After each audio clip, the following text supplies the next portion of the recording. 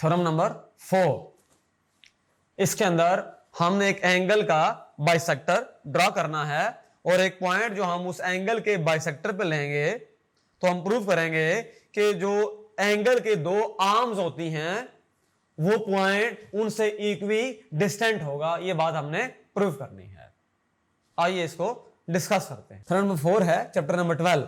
Statement है any point on the bisector of an angle is equi distant from its arm. हम ये बात जानते हैं कोई भी एंगल होता है वो दो रेज का यूनियन होता है।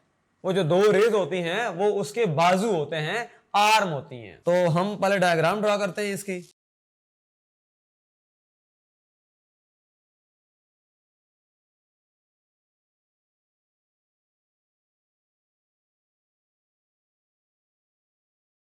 ये देखें, ये हमारे पास एंगल है AOB। ये एंगल है AOB, इसकी एक आर्म है OA। एंगल AOB है, एक आर्म है OA, एक आर्म है, दूसरी आर्म है OB। ये दो इसकी आर्म्स हैं और एंगल है वर्टेक्स के ऊपर O के ऊपर। अब हम इसका बाइसेक्टर ड्रा करेंगे। अगर मैं इसको दो इक्वल पार्ट्स में डिवाइड कर दूं,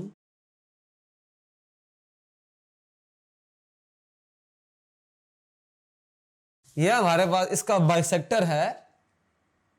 फॉर एग्जांपल इसका नाम है OM। इस एंगल में OM इसका बाइसेक्टर है। तो इसका मतलब ये हुआ ये दो इक्वल पार्ट्स डिवाइड हुए, ये वाला एंगल और इधर वाला एंगल। हमने ये प्रूव करना है कि जो बाइसेक्टर OM होगा इसके ऊपर कोई पॉइंट होगा P, तो उसका फासला जो है दोनों आर्म यानी OA से और OB आर्म से इक्वल होगा। वो पॉइंट अगर इसके बाइसेक्टर पे वाक़ई हो तो। इसका गिवन लिखते हैं। गिवन एक एंगल हमें गिवन है, एंगल AOB, ये चीज हमें गिवन है और एक पॉइंट M हमें गिवन है। एक पॉइंट हम लेते हैं इसके ऊपर, for example P। A point P is on the bisector of, that is P is on OM। एक P पॉइंट है जो OM पे वाक़ई है। OM जो है ये बाइसेक्टर है एंगल AOB का। अब अगर ये बाइसेक्शन कर रहा है तो जाहिर सी बात है कि जो एंगल AOB है इसके दो इक्वल पार्ट्स हमें हासिल होते हैं। अगर मैं लिखना चाहूं तो गिवन में ये बात लिख भी सकता हूं, लेकिन ये बात अंडरस्टूड है। अभी लिखते हैं टू प्रूव। टू प्रूव में हमने ये प्रूव करना होगा P is equi distant from OA and OB। Construction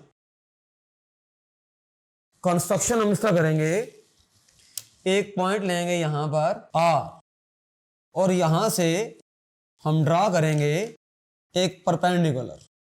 ये एंगल 90 डिग्री का होता है और इधर भी जो एंगल ड्रा होगा 90 का होगा और हम नाम देंगे एंगल्स को, एंगल 1, एंगल 2, इसको नाम देते हैं, ये वाला जो एंगल है एंगल 3 और ये वाला एंगल जो है एंगल 4। हम लिखेंगे कंस्ट्रक्शन को दो पार्ट्स में। पहला पार्ट ये है PR is perpendicular to OA and ये जो पॉइंट है इसको हम नाम देते हैं PQ का। PQ is perpendicular to OB। ये पहला पॉइंट हमने लिखा। Name the angles, angle 1, angle 2, angle 3, angle 4, इनको नाम देते हैं हम और ये बात हमें बिल्कुल क्लियर है। So angle 3 is equal to angle 4 और ये दोनों 90 डिग्री के एंगल हैं, क्योंकि हमने बहरहाल शॉर्टेस्ट डिस्टेंस को रखना है और हम ये बात जानते हैं कि शॉर्टेस्ट डिस्टेंस जो होता है किसी पॉइंट का किसी लाइन से, वो परपेंडिकुलर होता है। ये हम लास्ट वीडियो में डिस्कस कर चुके हैं। अब हम इसका प्रूफ लिखेंगे। प्रूफ के दो हिस्से होते हैं। पहला है स्टेटमेंट, फिर है रीजन।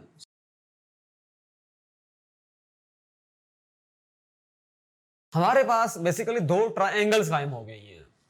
ट्रायंगल्स के साथ डील करना हमारे लिए बहुत आसान है। हमारी एफर्ट रही है, जितने भी थ्योरम हमने प्रूफ किए हैं इनको हम ट्रायंगल्स की मदद से प्रूफ करेंगे। देखें, जो पहली ट्रायंगल कायम हो रही है वो OPR है, और इधर वाली ट्रायंगल जो है OPQ है, या OQP भी कह सकते हैं हम।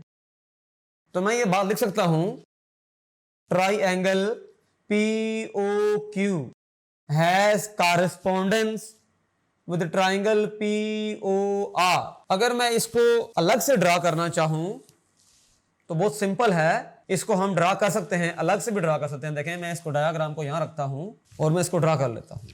ये दोनों राइट एंगल ट्रायंगल ड्रा होंगी और हमारे लिए आसान हो जाएगा काम करना।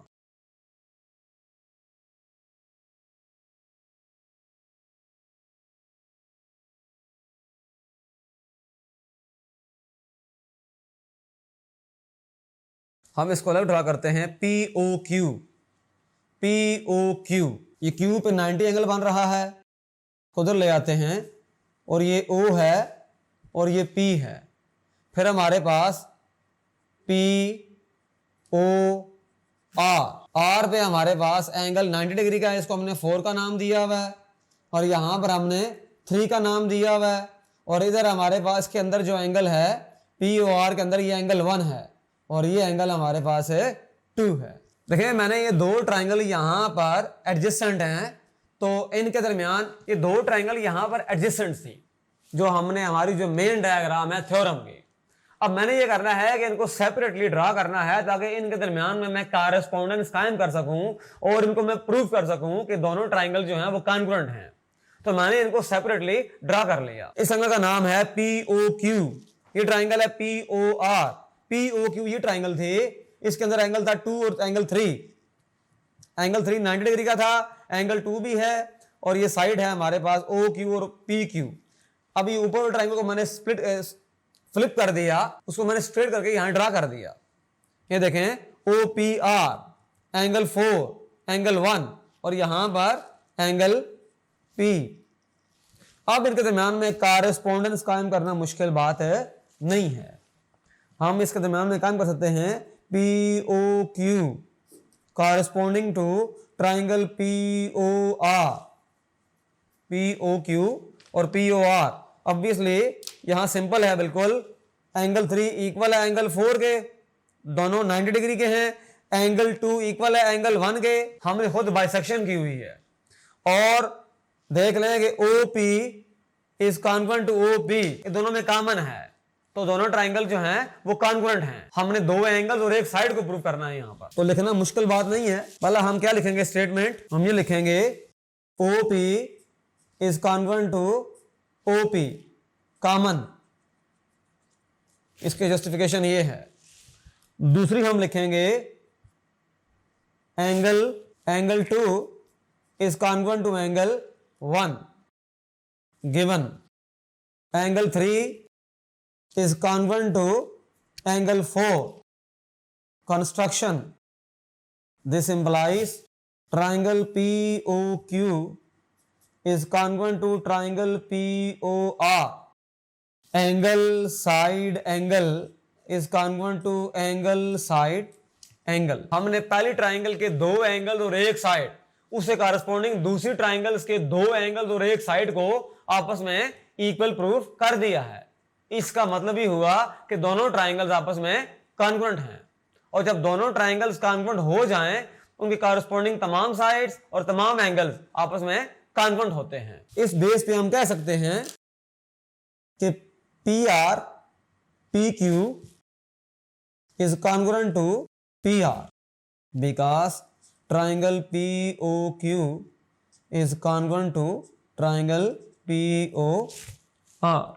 और हमने ये बात प्रूफ करनी थी। ये बिल्कुल सिंपल था। हमारे पास एंगल था AOB या BOA, हमने उसका एक बाइसेक्टर लिया OM, चूंकि वो बाइसेक्टर था इसलिए ये एंगल दो इक्वल पार्ट्स में डिवाइड हो गया।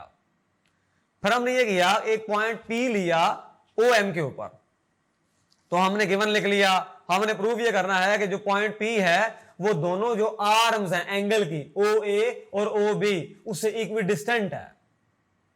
तो हमने कंस्ट्रक्शन की, दो ट्राइंगल्स कायम की, उनके दरम्यान में कारस्पोंडेंस कायम की।